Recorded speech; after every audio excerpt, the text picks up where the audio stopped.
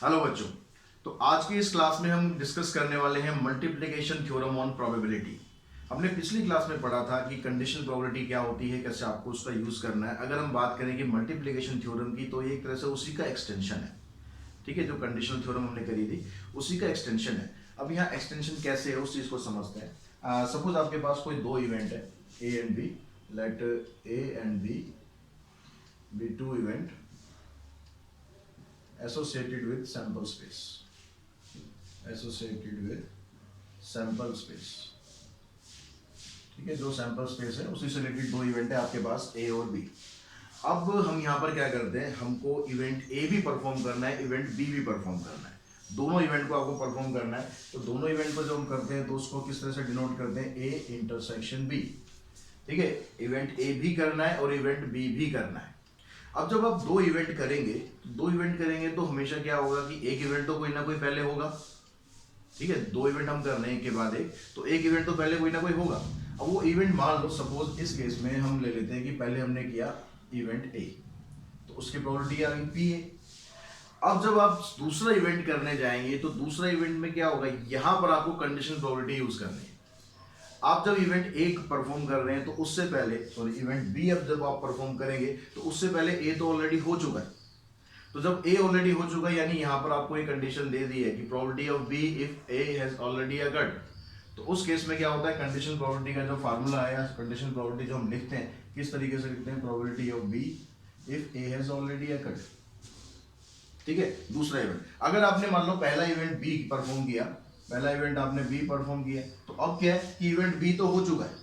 तो अगर अब आप ए की प्रोबेबिलिटी निकालोगे तो कैसे लिखेंगे, probability of A into A by B. यहां पर दोनों में मल्टीप्लाई करते हैं। मल्टीप्लाई क्यों करते हैं, क्योंकि इंटरसेक्शन, इंटरसेक्शन में क्या होता है, probability of A and probability of B. And word जहां पर यूज होता है वहां पर क्या किया जाता है, मल्टीप्लिकेशन किया जाता है। और वर्ड यूज होता है तो वहां पर प्लस किया जाता है। तो यहाँ पर प्रोबेबिलिटी ऑफ ए आ गई, ये प्रोबेबिलिटी ऑफ बी आ गई। इसको आप प्रोबेबिलिटी ऑफ सिंपली बी नहीं लिखेंगे। क्यों, क्योंकि अब प्रोबेबिलिटी ऑफ बी का मतलब है कि आपने जो बॉल निकाली है, अब सपोज हम एक एग्जांपल के थ्रू समझते हैं तो उससे आपको और अच्छी तरह क्लियर होगा। आपके पास व्हाइट बॉल है मान लो 5 और ब्लैक बॉल है ये मान लो 4 ले लेते हैं। आपने क्या किया, पहले निकाली व्हाइट बॉल। ठीक है, हम इवेंट क्या ले रहे हैं, व्हाइट, और फिर उसके बाद ले रहे हैं ब्लैक। तो आपने जो प्रोबेबिलिटी निकाली किसकी, व्हाइट बॉल की, तो व्हाइट बॉल की प्रोबेबिलिटी क्या होगी, प्रोबेबिलिटी ऑफ व्हाइट बॉल 5/9।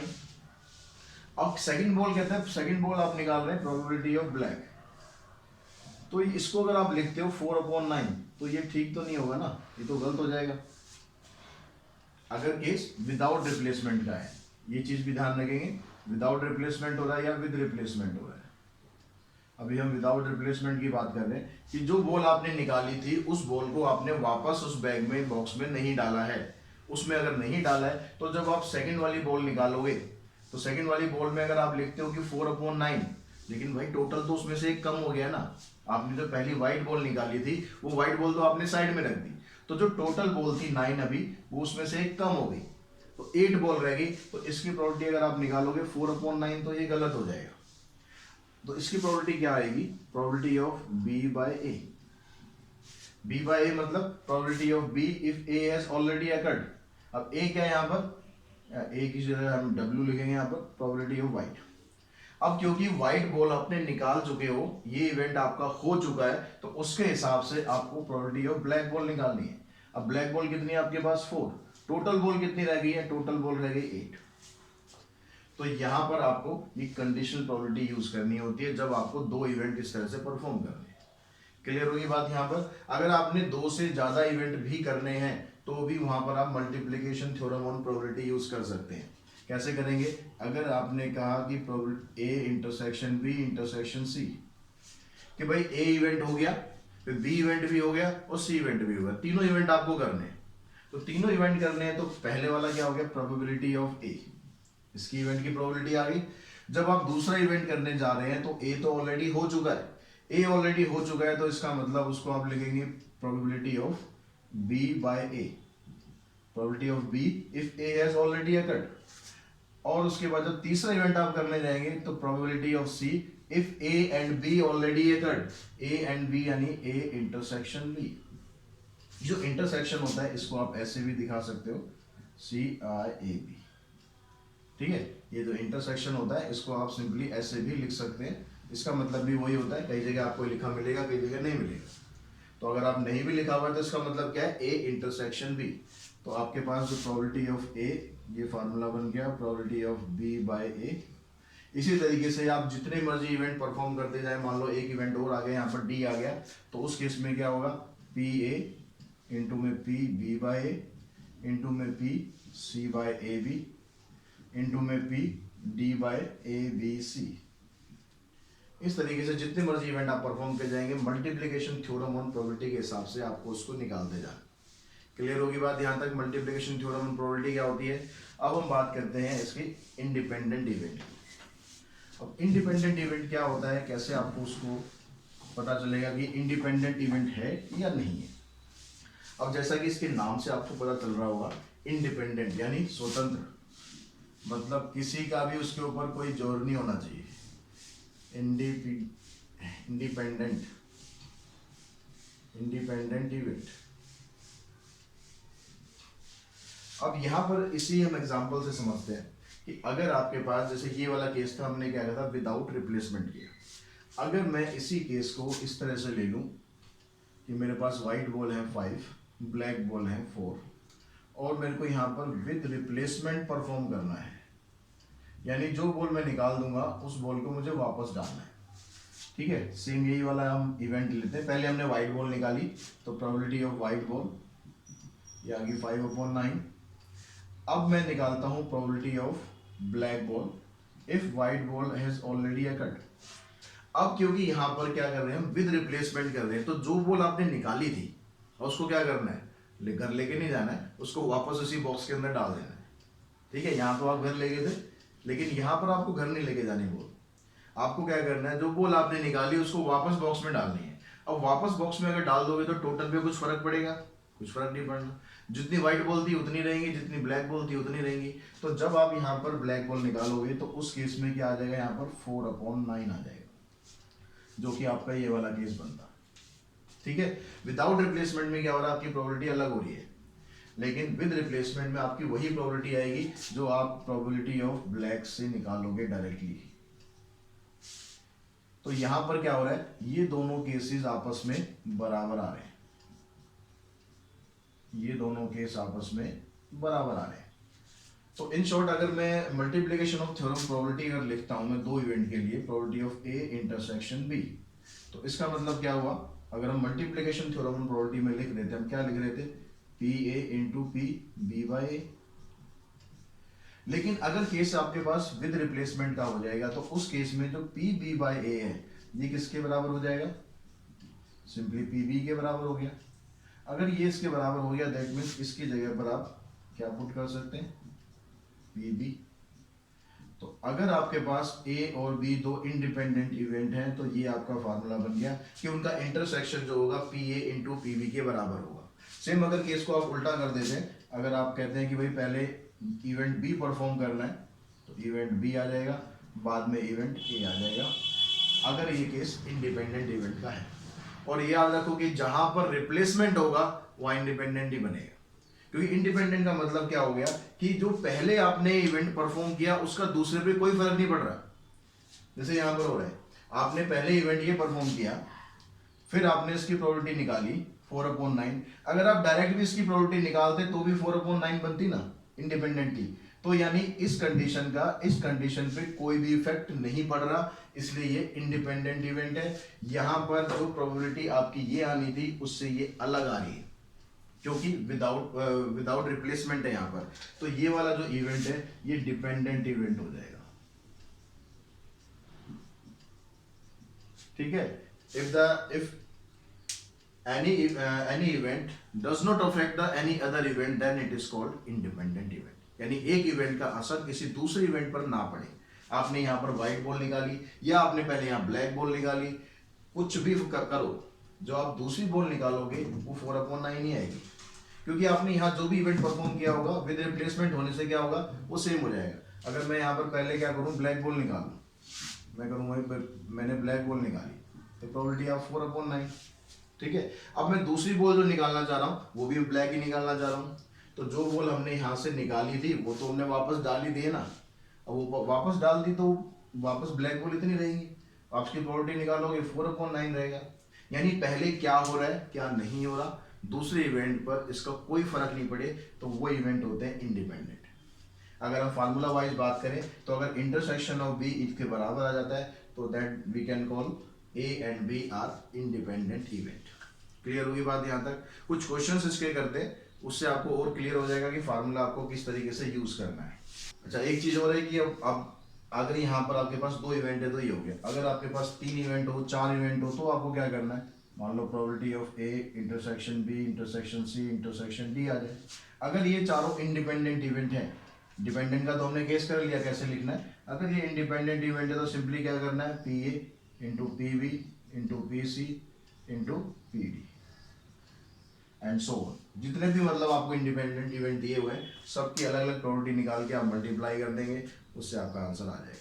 तो अगर हम एक्सरसाइज की बात करें बच्चों तो फर्स्ट क्वेश्चन में कहता है इवेंट पी ए आपको दिया हुआ है, पी बी ए दिया हुआ है, नॉट ए और नॉट बी दिया हुआ है। आपको चेक करना है कि state whether A and B are independent. तो इंडिपेंडेंट के लिए आपके पास क्या होना चाहिए, इंटरसेक्शन होना चाहिए।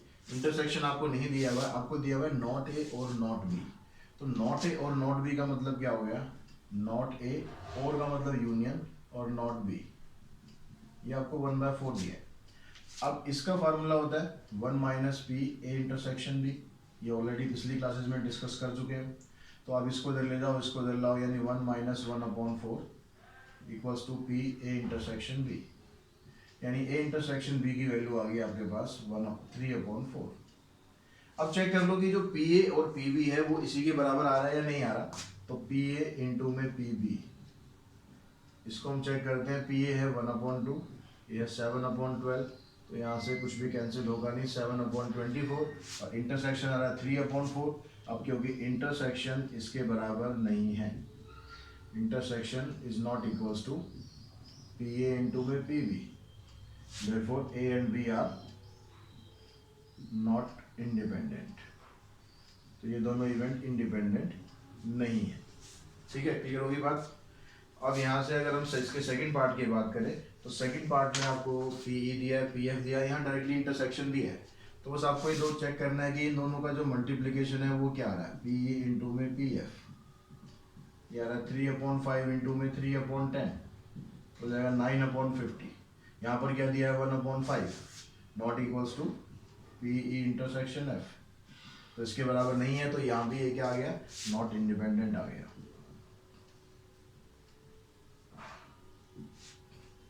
क्वेश्चन नंबर सेकंड में कहता है पी ए ये दिया है, पी बी ए दिया हुआ है, find A intersection B if A and B are independent event. अगर ये इंडिपेंडेंट इवेंट है तो उस केस में क्या होगा, जो ए इंटरसेक्शन बी है किसके बराबर हो गया, पी ए इंटू में पी बी के। पी ए की वैल्यू कितनी है 3/5, इसकी वैल्यू 1/5, यानी इंटरसेक्शन आ जाएगा 3/25। सेकंड पार्ट में कहता है पी ए दिया है, पी बी दिया है, इंटरसेक्शन भी दिया है, not A and not B निकालना है। तो not A and not B निकालना है मतलब आपको not A intersection not be निकालना है। उसके फार्मूले के लिए जरूरत पड़ेगी आपको यूनियन की। तो यूनियन पहले आप निकालो। यूनियन का जो फार्मूला होता है P A union B equals to P A plus P B minus P A intersection B. तो पी ए भी आपके पास है, पी बी भी आपके पास है और ये भी आपके पास है। अब इसको आप एलसीएम लेके सॉल्व कर दो, इसकी वैल्यू निकालो। एलसीएम आ गया इसका 8, 2 4 -1 6 -1 5/8। तो आपके पास यूनियन ही आ गया। आपको फाइंड ये करना है P not A and not B. इसका फार्मूला होता है 1 minus P A union B. तो यूनियन आपने निकाला 5/8, इसको सिंप्लीफाई करेंगे आंसर आ जाएगा 3/8। तो क्वेश्चन नंबर थर्ड में दिया हुआ बच्चों A and B are independent event with P A equals to this, P B equals to this, then find P A and B. अब क्योंकि इवेंट जो है इंडिपेंडेंट है तो ए एंड बी का मतलब क्या होता है, intersection, P A intersection B. अब ये इंडिपेंडेंट है तो पी ए इंटू में पी बी इसके बराबर ही होगा।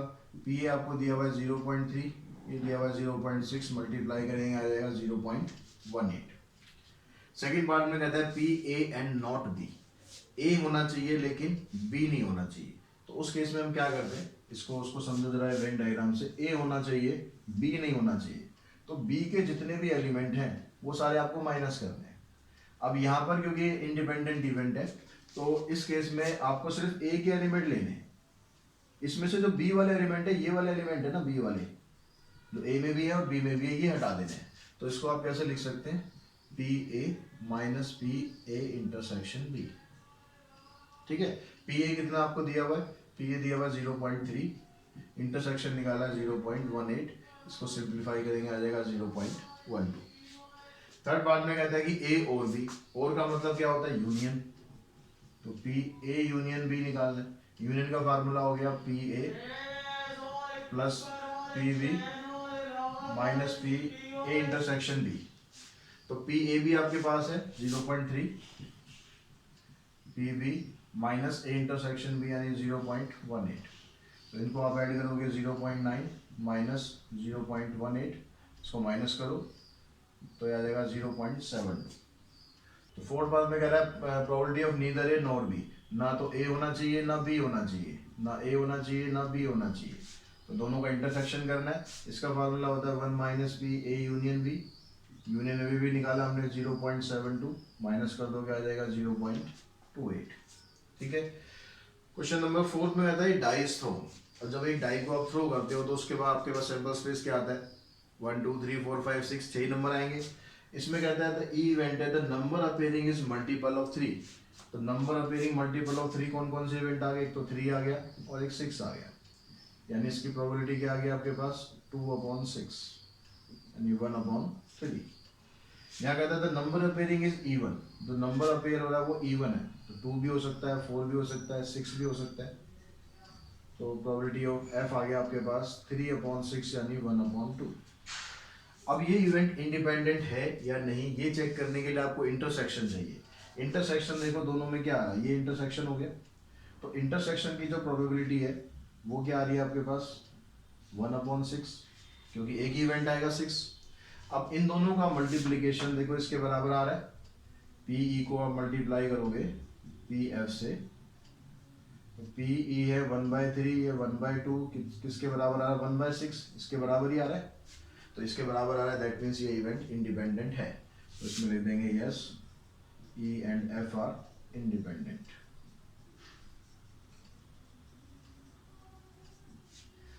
अगर हम क्वेश्चन नंबर 5 की बात करें, यहाँ पर कह रहे हैं डाई पर जो मार्क किया गया जो 1 2 3 है उस पर रेड कलर से मार्क किया है, और जो ग्रीन है उस पर लिखा 4 5 6। तो इसका जो सैंपल स्पेस आप बनाओगे तो कलर वाइज अगर हम बात करें तो इसको आप ऐसे लिख लेना R1 R2 R3, green 1 green 2 green 3। ठीक है, सॉरी ग्रीन 4, ग्रीन पे तो 4 5 6 है, तो ग्रीन 5 और ग्रीन 6। बस कलर को रिप्रेजेंट करने के लिए और कुछ नहीं है। बाकी आने तो इवेंट वही, क्योंकि डाई एक ही है तो 6 इवेंट आने 1 2 3 4 5 6। अब यहाँ पर जो ए इवेंट है उसमें कहता है नंबर इवन होना चाहिए। अब इवन में आपके पास क्या क्या आ रहा है, इवन में ये आ रहा है R2, इवन में आ रहा है G4 और G6। ठीक है, इसकी प्रोबेबिलिटी क्या होगी, प्रोबेबिलिटी ऑफ ए 3/6 यानी 1/2। बी क्या आ रहा है आपके पास, बी में कह रहा है नंबर जो है रेड होना चाहिए, तो रेड में R1 है, R2 है और R3 है। तो 3 इवेंट यहाँ पर आ रहे हैं, तो पी बी भी क्या आ गया आपके पास 3/6 यानी ये भी 1/2 आ गया। अब इंटरसेक्शन देख लो, दोनों में इंटरसेक्शन क्या हो रहा है, ए और बी का इंटरसेक्शन। इंटरसेक्शन में एक है आपके पास ये R2, ये दोनों में आ रहा है। इसकी अगर प्रोबेबिलिटी की बात करेंगे तो ए इंटरसेक्शन बी कितना आ रहा है 1/6। अब ये चेक करो कि भाई इन दोनों का मल्टीप्लिकेशन इसके बराबर आ रहा है क्या। अब इस दोनों का मल्टीप्लिकेशन करोगे तो कितना आ जाएगा 1/4 आएगा ना, P A into P B equals to 1/2 into 1/2 यानी 1/4 which is not equals to 1/6। 1/6 के बराबर नहीं है, दैट मीन्स क्या हुआ कि ए और बी इंडिपेंडेंट इवेंट नहीं है। तो उसमें लिख देंगे नॉट इंडिपेंडेंट।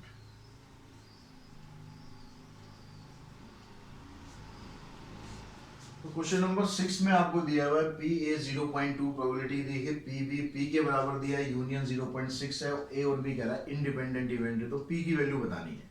अब इवेंट अगर इंडिपेंडेंट होते हैं तो क्या होता है, जो उसका इंटरसेक्शन होता है उसके किसके बराबर होगा, पी इंटू पी वी के बराबर होगा।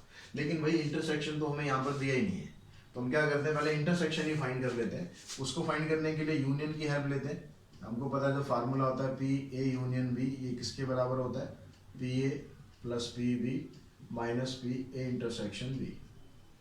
तो ये आपको दिया हुआ है 0.6, पी ए दिया हुआ है 0.2, ये पी है और ये आपको फाइंड करना है।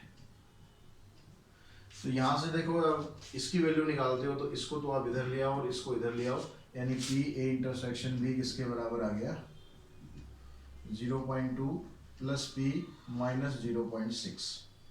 इसको आप सॉल्व करेंगे, इन दोनों को सॉल्व करेंगे तो माइनस 0.4 आ रहा है प्लस में पी, तो ये आपके पास इंटरसेक्शन आ गया। अब क्योंकि ए और बी इंडिपेंडेंट इवेंट है, ठीक है, ये दिया हुआ इंडिपेंडेंट इवेंट, तो इसका मतलब क्या होगा, जो इंटरसेक्शन है वो किसके बराबर होना चाहिए, पी ए इंटू में पी वी के बराबर। इंटरसेक्शन की वैल्यू आपके पास ये है minus 0.4 plus P is equals to, P A कितना है आपके पास 0.2 और पी वी कितना है पी। 0.2 को p से मल्टीप्लाई करेंगे तो 0.2 p आएगा। अब जो p वाली टर्म है उनको एक तरफ कर लो, इधर ऑलरेडी एक p है, इसको इधर लाओगे तो माइनस 0.2 p इक्वल्स टू में प्लस हो जाएगा ये 0.4, इधर आके प्लस हो जाएगा।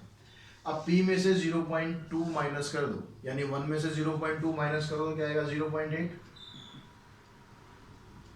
इधर आए 0.4, इसको इधर लाओ तो p की वैल्यू क्या आ जाएगी 0.4 डिवाइडेड बाय 0.8। डेसिमल के बाद दोनों एक ही टर्म्स हैं तो डेसिमल तो कैंसिल हो गया, 4 से ये कैंसिल हो गया, तो p की वैल्यू आ गई 1/2 यानी 0.5। ठीक है, p की वैल्यू आपके पास आ गई 0.5। अब क्वेश्चन नंबर 7 की अगर बात करें, 7 में क्या कहता है कि एक अर्न है, उसके अंदर 10 ब्लैक बॉल है और 5 व्हाइट बॉल है। क्या क्या है, 10 ब्लैक बॉल है, ब्लैक बॉल है 10 और व्हाइट बॉल है 5। अब आपको क्या करना है, यहाँ पर 2 balls are drawn from the one after other without replacement। एक एक करके हमने बॉल निकालनी है और विदाउट रिप्लेसमेंट निकालनी है, विदाउट रिप्लेसमेंट। ठीक है, ये वर्ड का ध्यान रखना हमेशा कि विद रिप्लेसमेंट है या विदाउट रिप्लेसमेंट है। और what is the probability that both ball drawn are black. दोनों इवेंट क्या है आपकी, दोनों में आपको ब्लैक बॉल ही निकालनी है। जो ई इवेंट है वो क्या है, first drawn ball is black, drawn ball is black, और जो सेकंड है पी एफ, सॉरी एफ लेते हैं अभी, तो second drawn ball is also black. तो यहाँ पर क्या हो रहा है, जो स्टार्टिंग में हमने डिस्कस किया था मल्टीप्लिकेशन थ्योरम ऑन प्रोबेबिलिटी, वो आपको यहाँ पर यूज करनी है। जब आप यहाँ पर पीई निकालेंगे, पीई मतलब पहली ब्लैक बॉल निकालेंगे, तो ब्लैक बॉल कितनी है आपके पास 10, तो ये क्या हो गया 10 अपॉन में टोटल बॉल कितनी है, टोटल है 50, तो इसको 5 से कैंसिल कर देंगे, ये आ गया। अब आपने क्या करना है, दूसरी बॉल निकालनी है, वो भी ब्लैक ही निकालनी है, पी एफ बाई ई, मतलब पहला इवेंट तो हो चुका है तो उसमें कंडीशनल प्रोबेबिलिटी यूज करेंगे यहाँ पर, तो ये पी एफ बाई क्या हो जाएगा आपके पास। अब क्योंकि आपने जो बॉल निकाली थी वो विदाउट रिप्लेसमेंट है, यानी जो बॉल आपने निकाली अपनी पॉकेट में डाल ली भाई, अब आपके पास जो टोटल बॉल है वो कितनी रह गई, पहले थी 15, एक आपकी पॉकेट में चली गई, उसको छोड़ दो साइड में, तो टोटल बॉल रहेगी 14, और जो ब्लैक बॉल थी 10, उसमें से भी एक कम होगी, यानी यहाँ पर 9 रहेगी, 9/14। तो आपको जब इसकी प्रोबेबिलिटी निकालनी है, दैट मीन्स आपको क्या निकालना है, probability of E intersection F. पहली बॉल भी ब्लैक, दूसरी बॉल भी ब्लैक, दोनों आपको निकालनी है, तो इन दोनों को सिंपली क्या करना है, मल्टीप्लाई कर दो, तो ये आ जाएगा 18/14, 3 2 से कैंसिल कर लेते हैं पहले, तो ये क्या आ जाएगा आपके पास 9/21, और भी कैंसिल हो जाएगा, और भी कैंसिल हो जाएगा, तो 3/7 आपका आंसर आ गया। ठीक है, क्लियर होगी बात। इसको आप ये जरूरी नहीं है कि बिल्कुल ऐसे ही अप्रोच करोगे, अगर एमसीक्यूज में आता है तो आप सीधा डायरेक्टली अप्रोच कर दो। डायरेक्टली अप्रोच कैसे करना है भाई, आपने पहली बॉल देखनी है, पहली बॉल की प्रोबेबिलिटी क्या है आपकी, 10 बॉल है, टोटल बॉल 15 है, तो 10/15 पहली प्रोबेबिलिटी। फिर आपने देखना भाई एक बॉल कम होगी क्योंकि विदाउट रिप्लेसमेंट है, एक बॉल कम होगी तो भाई ब्लैक बॉल 9 रहेगी, टोटल में से भी एक कम होगी, तो इतना सारा कुछ एक्सप्लेन करने की जरूरत नहीं है, डायरेक्ट करो और डायरेक्ट आंसर निकाल लो। क्वेश्चन नंबर 8 में कहता है there are 2 red and 3 black balls on a bag. 2 red है, क्वेश्चन नंबर 8, दो तो रेड बॉल है आपके पास और जो ब्लैक बॉल है वो कितनी है यहाँ पर, ब्लैक बॉल कह रहा है 3 ब्लैक बॉल्स है। अब क्या करना है आपको, कह रहा है कि 3 balls are taken out random from the bag. 3 ball आपको निकालनी है एक एक करके। Find the probability of getting 2 red and 1 black ball और 1 रेड एंड 2 ब्लैक बॉल। तो 2 इवेंट आपको दिए हैं यहाँ पर, 2 red and 1 black ball, 2 red and 1 black. एक इवेंट तो आपको ये निकालना है और वर्ड यूज कर रहे हैं मतलब बीच में हम प्लस लगा देंगे। प्लस लगाएंगे तो क्या होगा आपके पास, दूसरी कंडीशन में क्या है, 1 red and 2 black ball, 1 red and 2 black ball. तो या तो ऐसे निकालनी है या आपको ऐसे निकालनी है, या जब आ जाएगा और जब वर्ड यूज होगा तो बीच में इनकी प्रोबेबिलिटी निकाल के आप प्लस कर देंगे। अब यहाँ पर देखिए इसकी प्रोबेबिलिटी कैसे निकालें। पहली बॉल आपने रेड निकाली, मैं डायरेक्ट अप्रोच आपको समझा रहा हूँ। डायरेक्ट अप्रोच में क्या करना है आपको, और यहाँ ये देख लेते हैं, ठीक है, टेकन आउट रैंडम। आपने क्या करा, पहली रेड बॉल निकाली, तो रेड बॉल की प्रोबेबिलिटी क्या होगी आपके पास, मैं अगर सीधा लिखूं कि पहली रेड बॉल निकाली, रेड बॉल आपके पास 2, तो यानी 2/5 इनटू दूसरी जो बॉल है वो भी आपने रेड निकाली, दूसरी बॉल रेड निकालेंगे तो अब यहाँ से जो एक बॉल आपने निकाली थी वो एक कम हो गई, तो यानी ये रहेगी 1 और टोटल में से भी एक कम होगी 4। उसके बाद क्या करना है, आपने ब्लैक बॉल निकालनी है। ब्लैक बॉल 3 थी तो वो तो 3 ही रहेगी, तो और टोटल जो बॉल है आपके पास वो 3 ही रहेगी, तो इसकी प्रोबेबिलिटी आ गई। प्लस यहाँ पर देखो, यहाँ आपने एक रेड निकालनी है तो वो स्टार्ट वैसे ही करेंगे, रेड बॉल 2 थी आपके पास तो इसकी प्रोबेबिलिटी आ गई 2/5। अब 2 आपको क्या करनी है, ब्लैक निकालनी है। ब्लैक बॉल कितनी है आपके पास 3, टोटल बॉल कितनी रह गई 4। उसके बाद फिर ब्लैक निकालनी है तो ब्लैक बॉल एक कम हो जाएगी, ब्लैक बॉल 2 रह गई और टोटल में से भी एक कम हो गया। तो इसको सिंप्लीफाई करोगे, ऊपर आ गया 6, नीचे आ गया 5 हो जाए 20, 23 जा 60, प्लस ऊपर आ गया 2 3 जा 6, 6 हो जाए 12, नीचे आपके पास 60 आएगा। डिनोमिनेटर सेम है तो ऊपर भी सेम आ जाएगा, 12 + 6 18 डिवाइडेड बाय 60। अब इसको आप काट लो 6 से, 6 3 जा 18, 6 10 जा तो 3/10। अब लेकिन यहाँ पर एक चीज और समझेंगे आप कि यहाँ तक जो आपने आंसर निकाला है, ये आंसर क्या कंप्लीटली ठीक है, अभी ठीक नहीं है, क्योंकि इसने यहाँ पर जो ऑर्डर आपको नहीं दिया हुआ, ऑर्डर इसने सिर्फ इतना बोला है कि आपको क्या करना है कि 2 रेड बॉल निकालनी है और 1 ब्लैक बॉल निकालनी है। यानी ये वाला जो आपने 2 रेड और 1 ब्लैक लिखा है, इसमें क्या क्या हो सकता है, ठीक है, वो तीनों पॉसिबिलिटी हम समझते हैं। तो 2 रेड कह रहा है और 1 ब्लैक कह रहा है, तो इसको जब आप करोगे तो इसमें क्या क्या केस बनेंगे, आपने पहली रेड निकाली, दूसरी रेड निकाली, फिर ब्लैक निकाली, या फिर आप क्या कर सकते हो, या का मतलब प्लस ही हो जाएगा, आप क्या कर सकते हो, पहली रेड निकाली, दूसरी ब्लैक आ गई, फिर रेड आ गई, या फिर क्या होगा कि पहली ब्लैक आ गई, दूसरी रेड आ गई, दूसरी रेड आ गई। प्रोबेबिलिटी वही रहेगी सबकी, ठीक है, प्रोबेबिलिटी सबकी वही रहेगी जो यहाँ पर निकली है, क्योंकि ये क्या होगा, इधर चला जाएगा, एक बार ये इधर चला जाएगा, तो प्रोबेबिलिटी पे कोई फर्क नहीं पड़ेगा। यानी ये 3 केस आपके बनेंगे, इसमें ये 3 केस बनेंगे। और इसके देखते हैं इसके क्या बनेंगे, इसके भी मेरे ख्याल 3 ही केस बन जाएंगे, एक रेड है और 2 ब्लैक है, ऐसे भी हो सकता है, ऐसे भी हो सकता है और ऐसे भी हो सकता है। क्लियर हुई बात। तो यहां पर आपको क्या करना है, जो आपका ये टोटल इवेंट बनेगा उसको आपको 3 से मल्टीप्लाई करना है। यानी आपको यहाँ पर क्या करना है, इसको भी 3 से मल्टीप्लाई करना है और इसको भी 3 से मल्टीप्लाई करना है। आप वो इवेंट भी दिखा सकते हो या डायरेक्टली आप प्रोबेबिलिटी निकाल के 3 से मल्टीप्लाई कर दो। अब 3 से ये भी हो रहा है, 3 से ये भी हो रहा है, तो ये सारा का सारा 3 से मल्टीप्लाई हो जाएगा, ठीक है, ये भी 3 से मल्टीप्लाई हो गया और इसको भी 3 से मल्टीप्लाई करेंगे तो आंसर आएगा आपका 9/10। तो ये चीज आप ध्यान रखेंगे। अगर उसने ऑर्डर स्पेसिफाई कर दिया कि पहली रेड है, फिर दूसरी ब्लैक है, तीसरी रेड है, तो आपको एक ही केस लेना है। लेकिन अगर उसने कह दिया कि 1 रेड है और 2 ब्लैक है, तो आपकी मर्जी, आप कैसे भी लो उसको, आप कैसे भी लो का मतलब ये हो गया कि एक इवेंट नहीं निकालना, आपको तीनों इवेंट निकाल के दिखाने कि हम ऐसे भी रख सकते हैं, ऐसे भी रख सकते हैं और ऐसे भी रख सकते हैं। क्वेश्चन नंबर देखिए 9 में कहता है bag contain 5 white 7 red. Question number 9, white बोले आपके पास 5, रेड बोले आपके पास 7 और उसके अलावा 4 है ब्लैक बॉल, ब्लैक बॉल हो गई 4। अब यहां पर ये कहता है कि 4 balls are drawn 1 by 1 with replacement. यहां पर क्या करना है, विद रिप्लेसमेंट। तो विद रिप्लेसमेंट का मतलब क्या हो गया, ये इवेंट कौन से आ गए आपके, इंडिपेंडेंट इवेंट आ गए। यानी इसमें एक बॉल के निकालने का इफेक्ट दूसरी बॉल के ऊपर नहीं पड़ेगा। तो find the probability that none is white, इसमें से कोई भी बॉल वाइट नहीं है, ये आपको निकालना है। ठीक है, अब हम क्या करते हैं, जो पहली बॉल है वो नॉट वाइट निकालते हैं। अब यहाँ पर क्योंकि विद रिप्लेसमेंट है तो यहाँ पर जो इवेंट होंगे आपके, देयरफॉर इवेंट आर इंडिपेंडेंट, ये आप यहाँ पर शो कर दो। आपने क्या करा, पहले अपने प्रोबेबिलिटी निकाल ली है नॉट वाइट। अब नॉट वाइट क्या होगी, वाइट को छोड़ दो सिंपल, नॉट वाइट कितनी होगी 7 + 4 11, 11/16।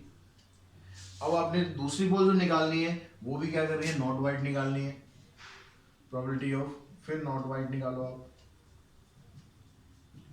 अब यहाँ पर क्योंकि इंडिपेंडेंट है, जो बॉल आपने निकाली थी वो वापस डाल ही दिए तो प्रोबेबिलिटी को कुछ फर्क पड़ना पड़ेगा, 11/16 है, फिर 11/16 आ जाएगी। तीसरी आप निकालोगे, P3 लिख देते हम इसको, 11/16 आएगी। चौथी बॉल निकालोगे वो भी 11/16 आएगी। तो यहाँ पर probability of not white 4 balls, इन चारों की प्रोबेबिलिटी क्या होगी आपके पास, 11/16, 11/16, 11/16, 11/16। अब यहाँ पर 11/16, इसको इतना मल्टीप्लाई करने की जरूरत नहीं है, इसको सिंपली आप इतना लिख के छोड़ दो। लंबी मल्टीप्लिकेशन हो तो ऐसे पावर नोटेशन में आप छोड़ सकते हो, इसमें जरूरी नहीं कि पूरा मल्टीप्लाई करवा। क्वेश्चन नंबर 10, उसमें कहता है अनकंटेनिंग 4 रेड एंड 7 ब्लू बेल। 4 तो होगी रेड और 7 होगी blue. 2 balls are drawn at random with replacement, यहाँ भी क्या हो रहा है, रिप्लेसमेंट हो रहा है। Find the probability of getting 2 red ball, तो find the probability of getting 2 red ball. दोनों आपको रेड बॉल निकालनी है, यानी पहली भी रेड है फिर दूसरी भी रेड है। तो रेड बॉल की प्रोबेबिलिटी क्या आ जाएगी, 4/11। और दूसरी रेड है क्योंकि विद रिप्लेसमेंट है, तो जो बॉल आपने निकाली थी वापस डाल दी है, कोई फर्क पड़ नहीं रहा, तो दूसरी जो बॉल है उसकी प्रोबेबिलिटी 4/11 आ जाएगी, तो आ जाएगा 16/1/1। सेकंड केस में कह रहा है कि 2 ब्लू बॉल्स। तो 2 ब्लू बॉल्स में क्या होगा कि भाई पहली भी ब्लू हो गई और दूसरी भी ब्लू हो गई। ब्लू है 7/11, ये भी 7/11, यानी आएगा 49/1। तीसरा केस क्या है, तीसरे में कह रहा है 1 red and 1 blue ball. 1 red and 1 blue ball, तो क्या आ जाएगा, 1 रेड एंड 1 ब्लू।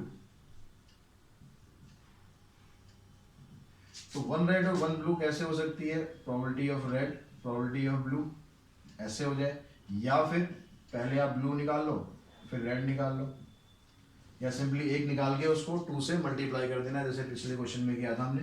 रेड की प्रोबेबिलिटी कितनी है आपके पास, रेड होगी 4/11, ये होगी 7/11, प्लस यहाँ पर आ जाएगा 7/11, 4/11, यानी 28/1/1 प्लस 28/1/1, इसको ऐड करोगे तो आ जाएगा 56/1/1।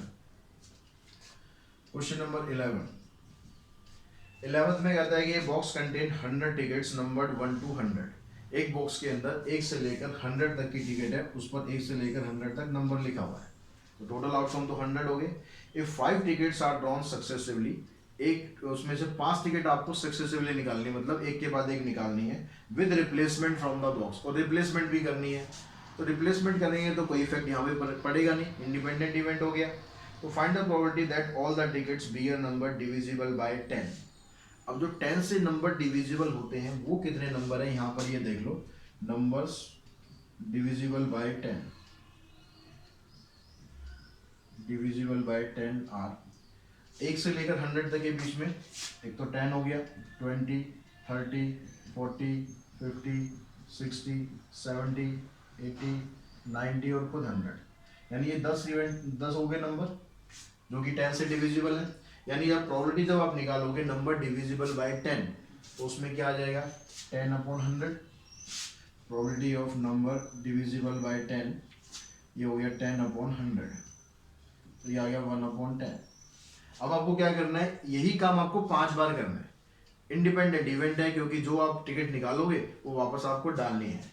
तो ये क्या बन जाएगा, probability of tickets divisible by 10। 5 ticket निकालनी है, डिविजिबल बाय 10, टिकट निकालनी है 5। तो पहले वाले की प्रोबेबिलिटी भी 1/10, दूसरी की प्रोबेबिलिटी भी 1/10, तीसरी की भी 1/10, चौथी की 1/10, पांचवी की 1/10, यानी 1/10 की पावर 5। तो 1 में आप इसे 1 लाख लिख सकते हो, या डेसिमल में लिख सकते हो, या ऐसे भी छोड़ सकते हो। तीनों तरीके से आप लिख सकते हो, आंसर सब तरह से आपका ठीक रहेगा। तो क्वेश्चन इस एक्सरसाइज में काफ़ी हैं, आप इतने क्वेश्चन हम करते हैं। इससे आगे क्वेश्चन नेक्स्ट पार्ट में कंटिन्यू करेंगे। आज की वीडियो में इतना ही। Thanks to all of you.